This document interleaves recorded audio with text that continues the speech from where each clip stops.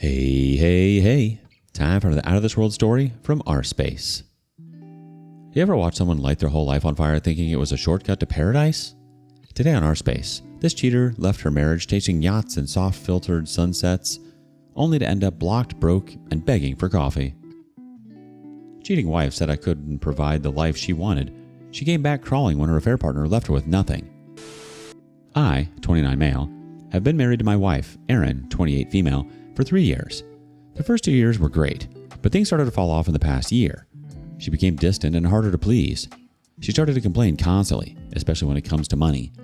That was unusual because money has never caused any problems in our relationship before. But now she would go into a sour mood anytime I said we can't spend some money on whatever she wanted at the moment. It's not like she has never got what she wanted. She just gets pissy whenever she doesn't get exactly what she wants as soon as she asks for it. It's weird because she wasn't like this at all before. I've been worried for months that our marriage was coming to an end. I didn't want it to happen, and I did everything I could to save it. I talked to Erin as much as I could to try and find out if she was happy. I looked out for every way I could be a better husband. I even got desperate enough to consider couples counseling at one point. But there were no changes. Eventually, I came to terms with the fact that my marriage was running on fumes. So when she told me that she wanted a divorce, I didn't fight it. I just sighed and said, okay.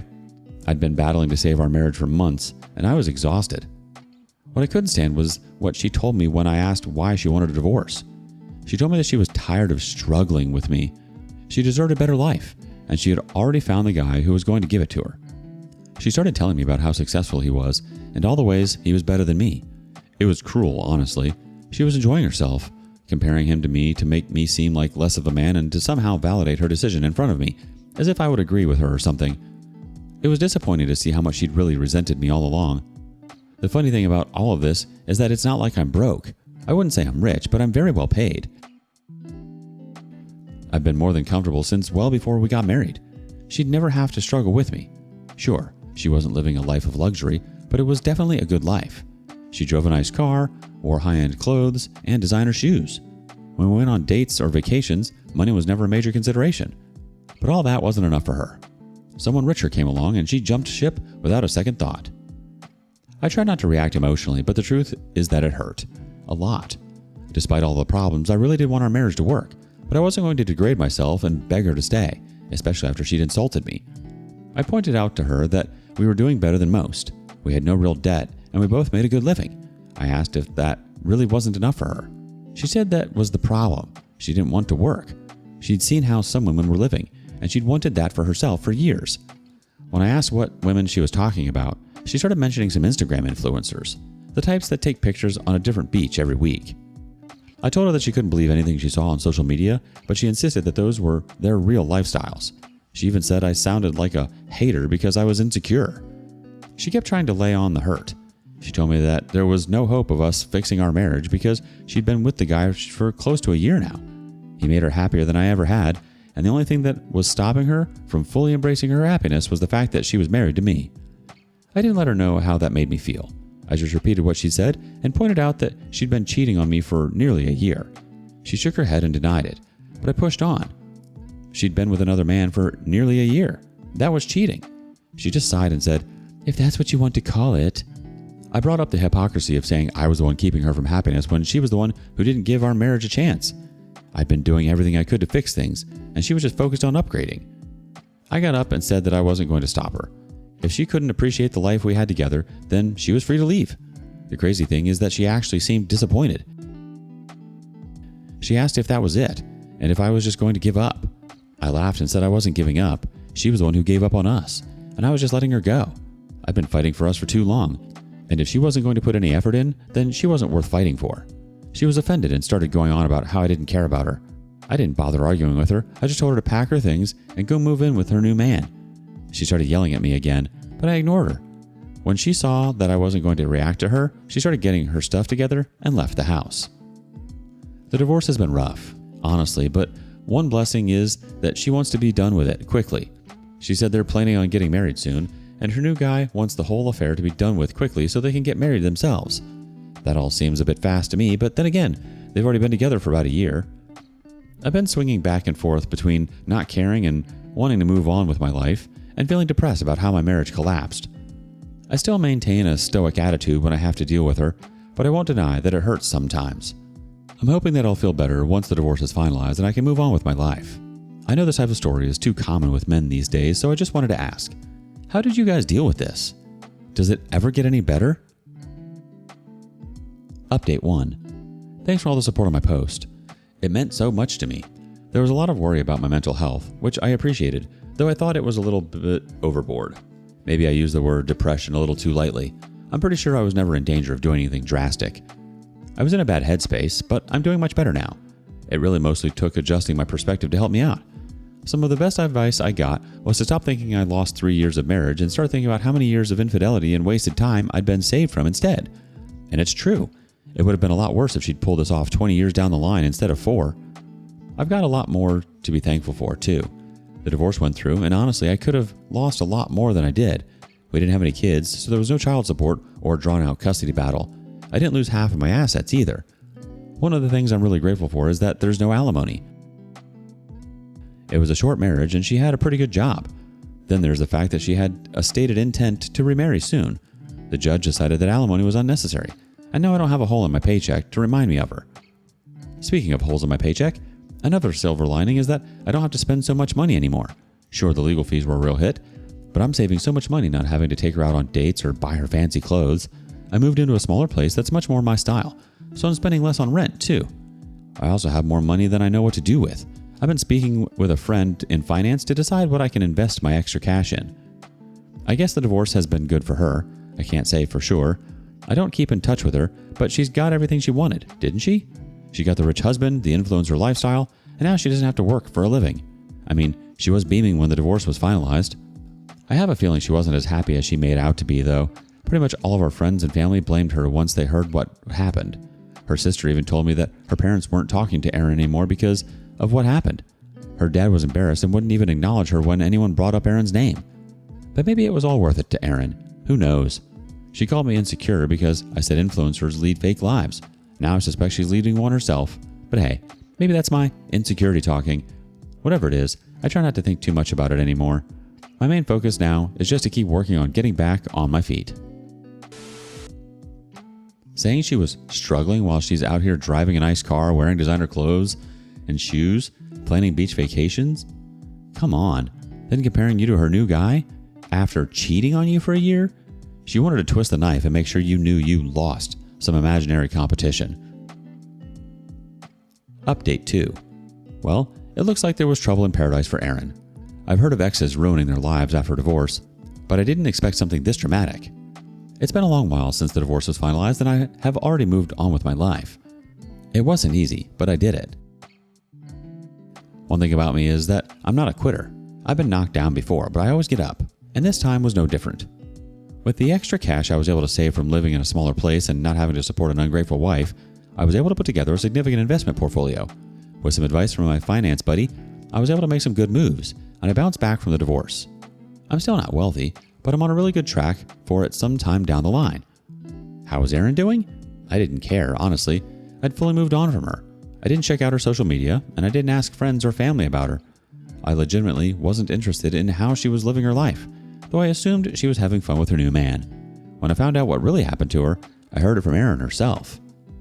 It started with a phone call one evening. I hadn't deleted her number, but I was still reluctant to answer it.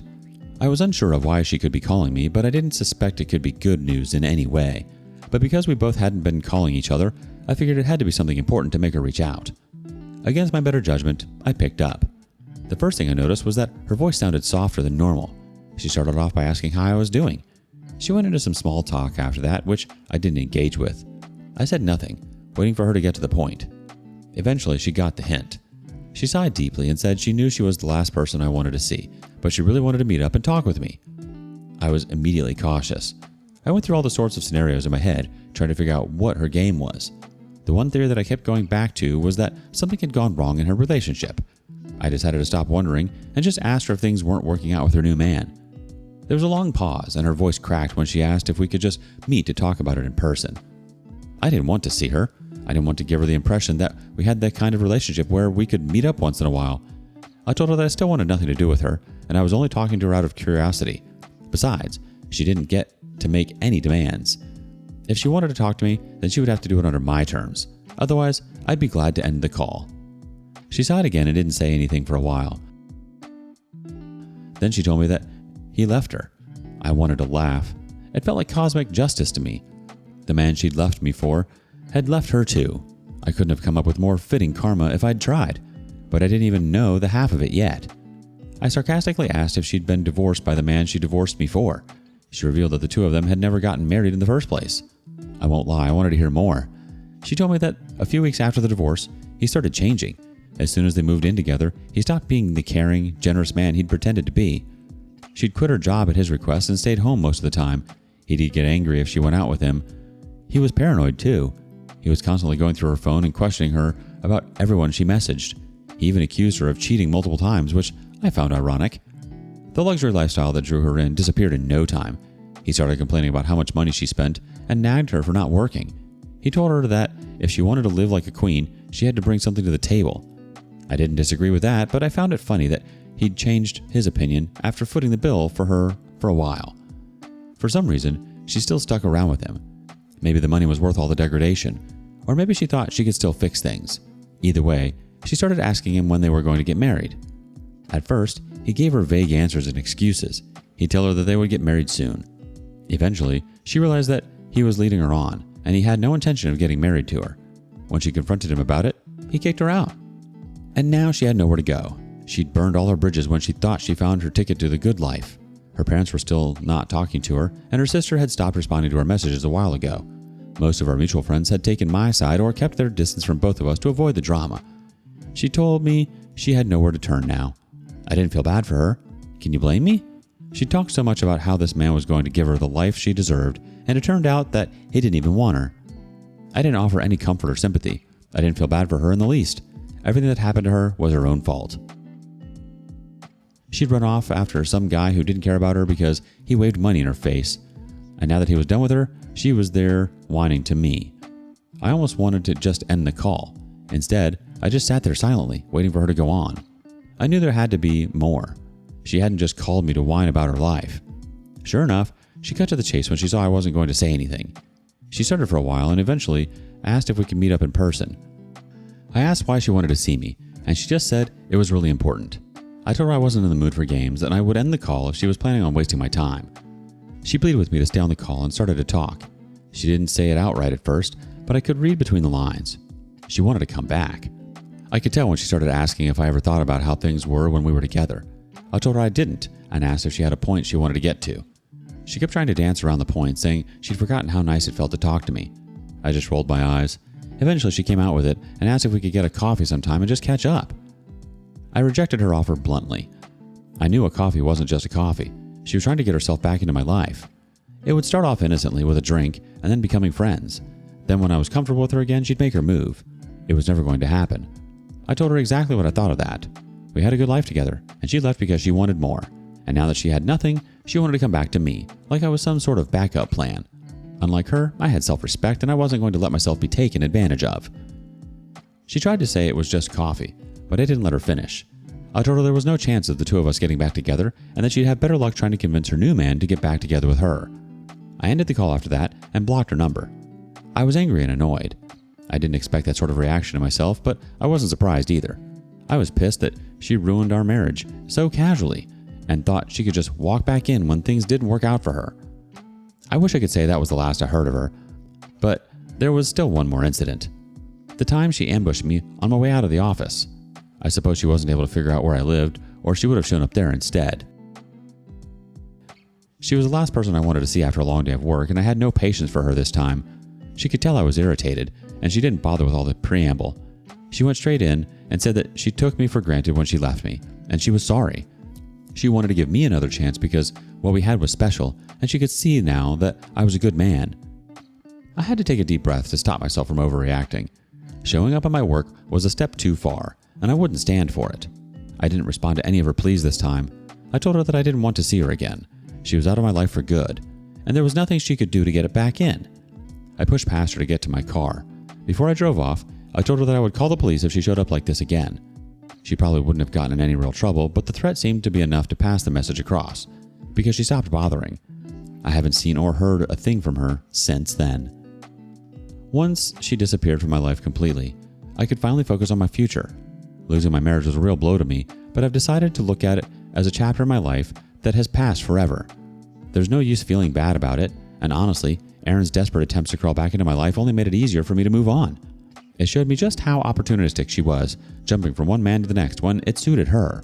Even more, it revealed just how pathetic she truly was. I don't know what I ever saw in her. Now she's alone, no rich husband, and no family and friends to fall back on. She's lost with no idea what she's going to do in the future, and I honestly couldn't care less. She's not my problem anymore. If you're going through something similar, where you've given someone everything, and they decide it's not enough, then let them go. They're doing you a favor. Focus all your energy on treating yourself better. You're worth it. Let's be real. Erin didn't call because she missed you. She missed stability.